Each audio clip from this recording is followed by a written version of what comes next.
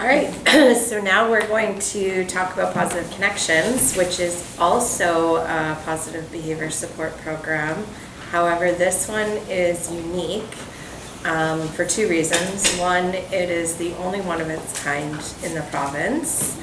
And two, it is short-term and intensive. And the reason we can make it short-term and intensive is we have three different components. Two are mandatory and one piece is optional. So we have the behavior consultation piece, but we have a parent education class separate. So I'm going to go over the behavior consultation piece first. So we meet, actually first I should say, it's chunked into 4 months, and that happens 3 times in the year. So we have what we call waves. So there's January to April, May to August, and September to December. And that's each of those rounds or waves, we will service different proportions of families that live in either Surrey, Langley, and Delta. This is a gated program, just like PBS, and we will get families referred by their CYSM social workers. So the children do need a diagnosis of a developmental disability or a cognitive intellectual delay. And we also serve ages 3 to 18 for the most part.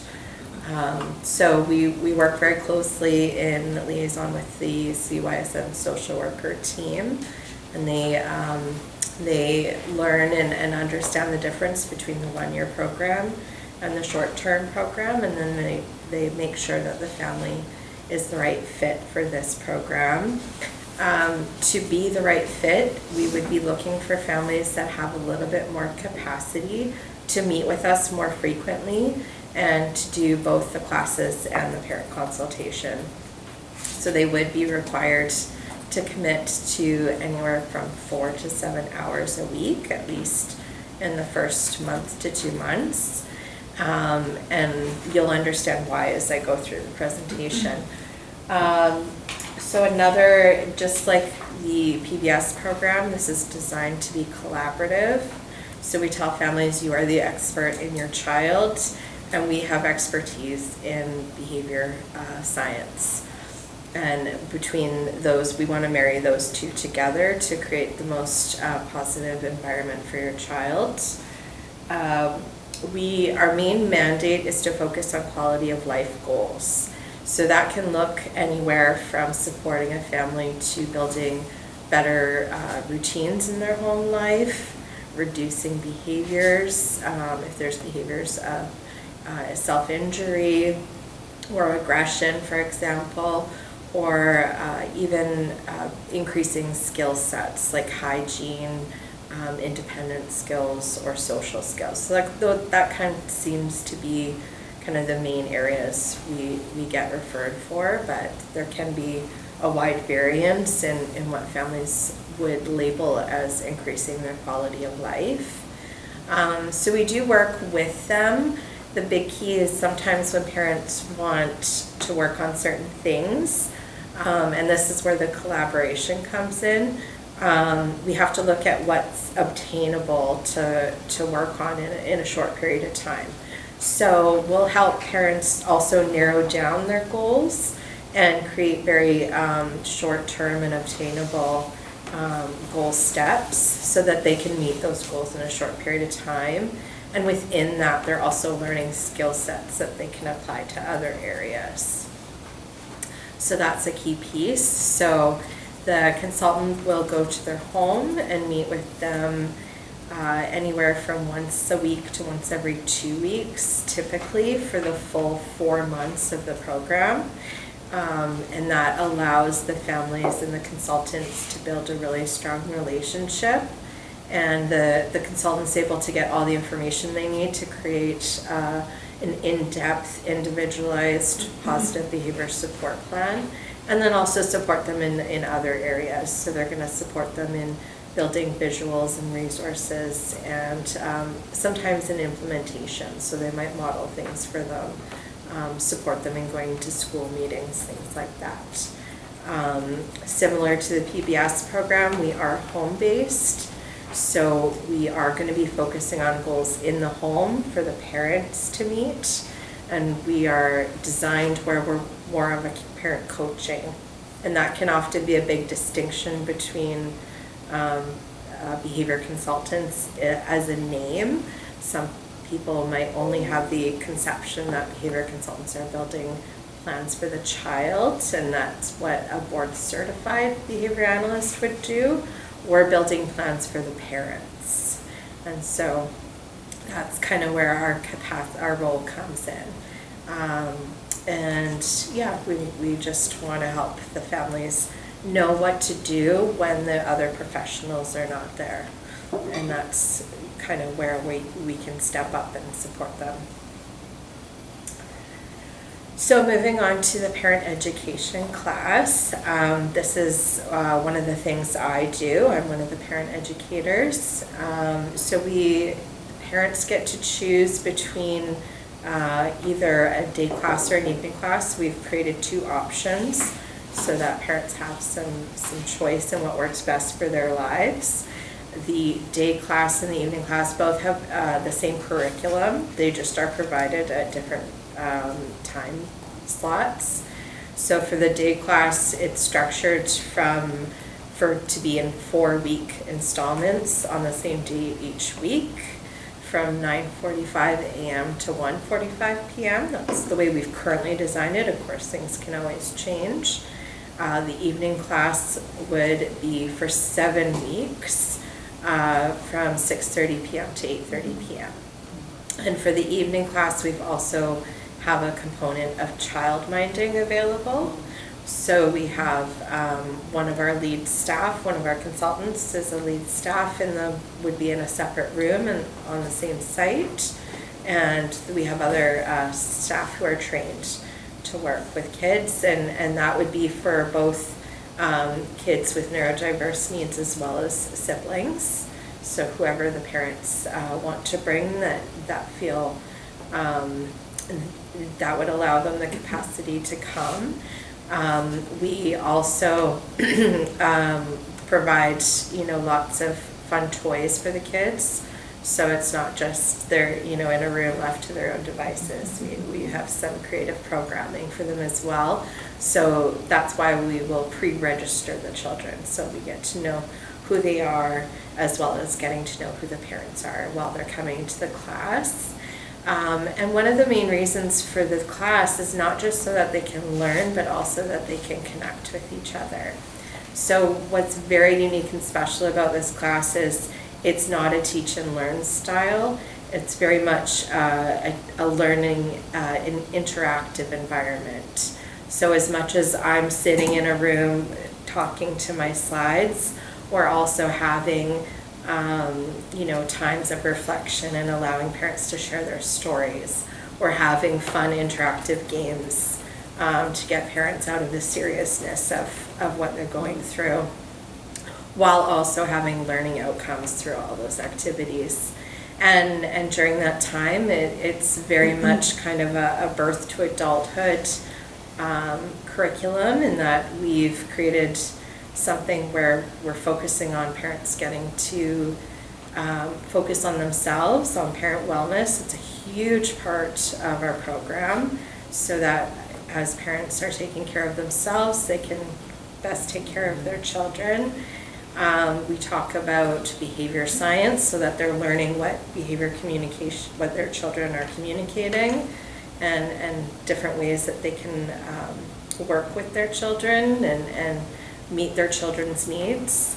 And then it's really we kind of go into a whole range of topics. We talk about the brains, the science behind stuff. We talk about emotions, sharing the diagnosis, sibling relationships, all the way up to, transitioning to adulthood and RDSPs.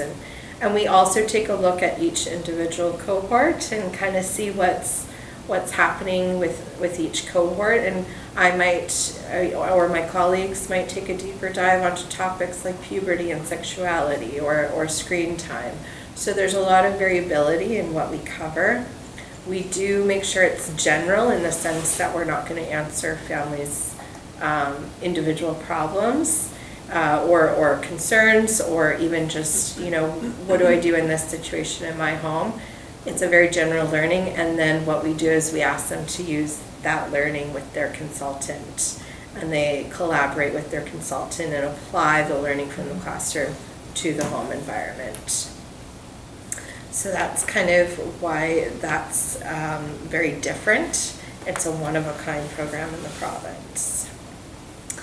And the third piece to our program is optional. So we are fortunate to have funding both through the government as well as through Fortis BC, which is currently sponsoring part of the SIB Shops program.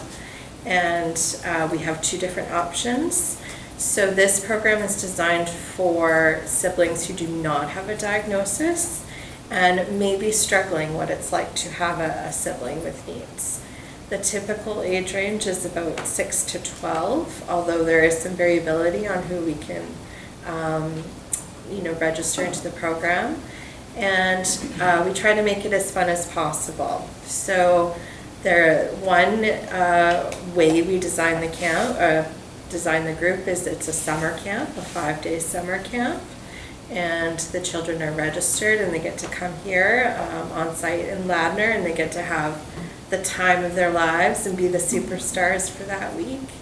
And they get to also have opportunities to talk about some of the hard stuff and some of the great stuff about having a sibling with needs, and also to be in a group of kids who get it. And that's just, a very unique thing that we're able to give as a wraparound service to these families. And the second way it's designed is a once a month program where they meet every the last Wednesday of every month.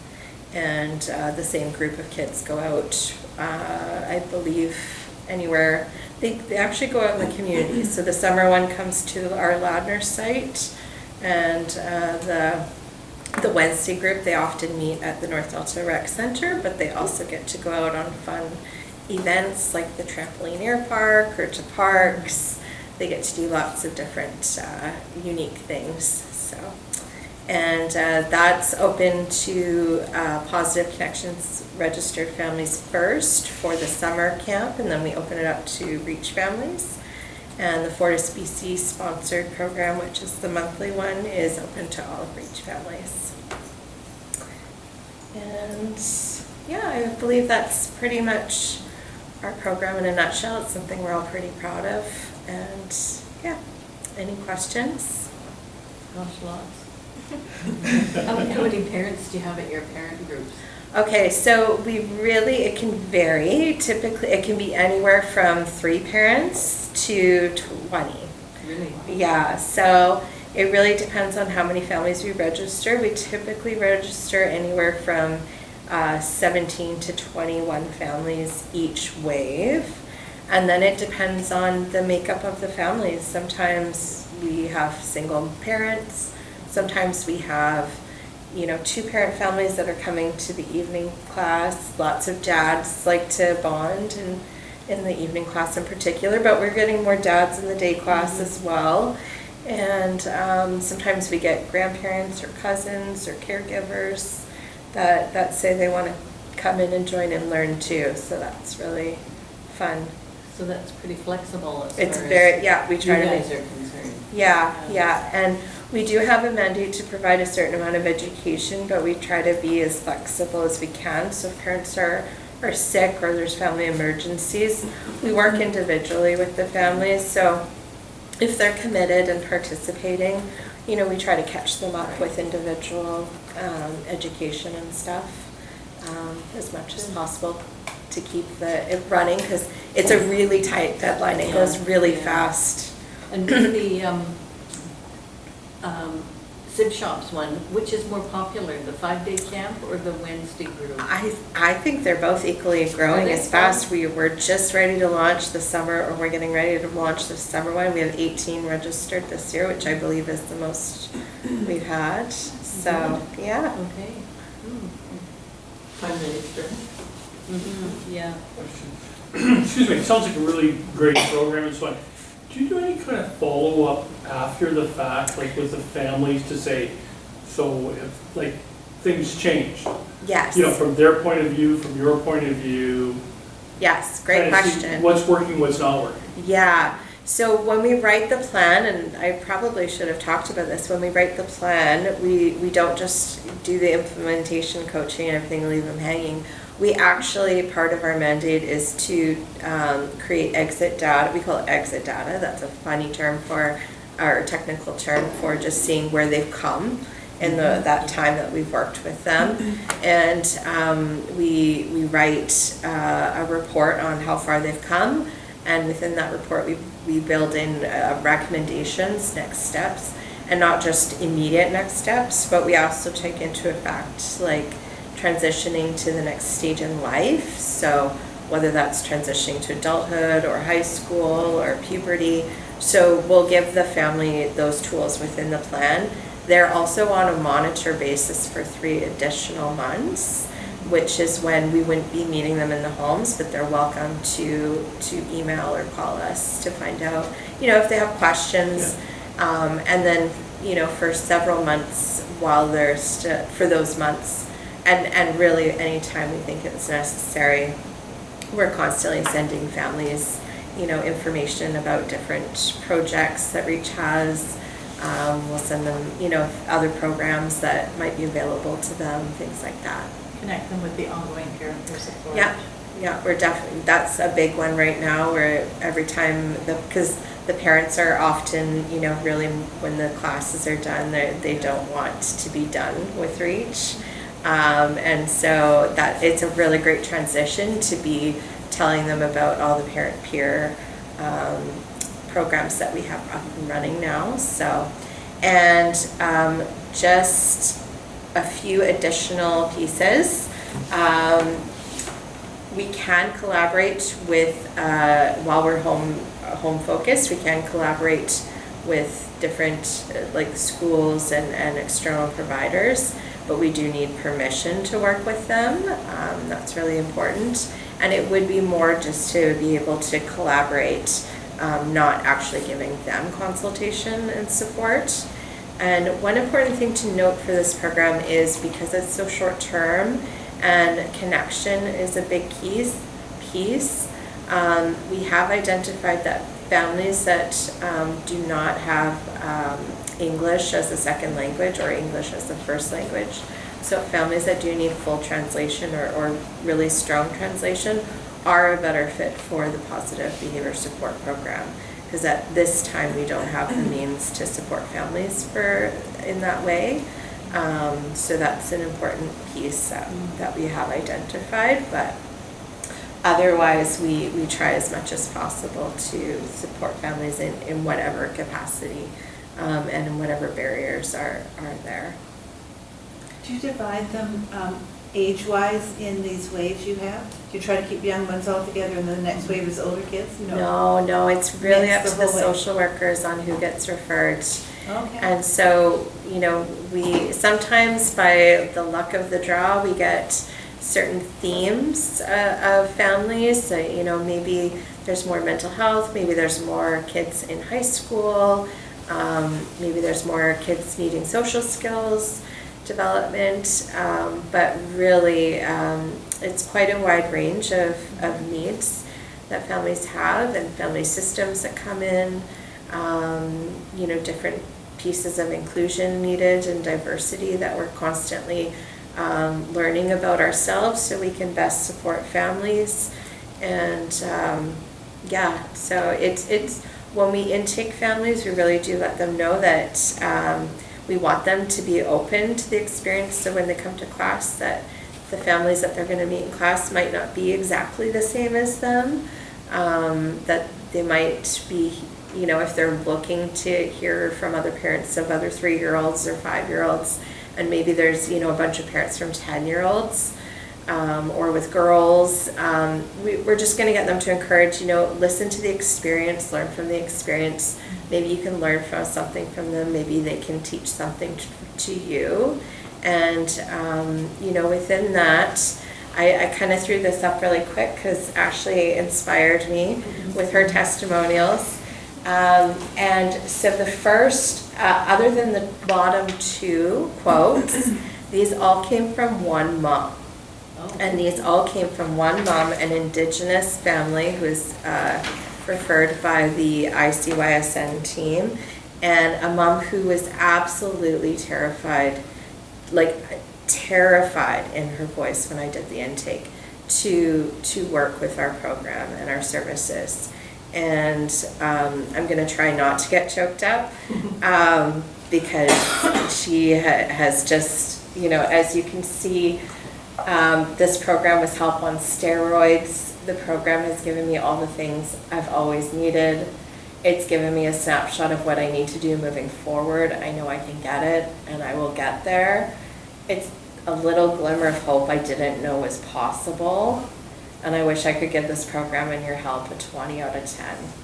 So we went from a mom who thought using our services was going to get her kids removed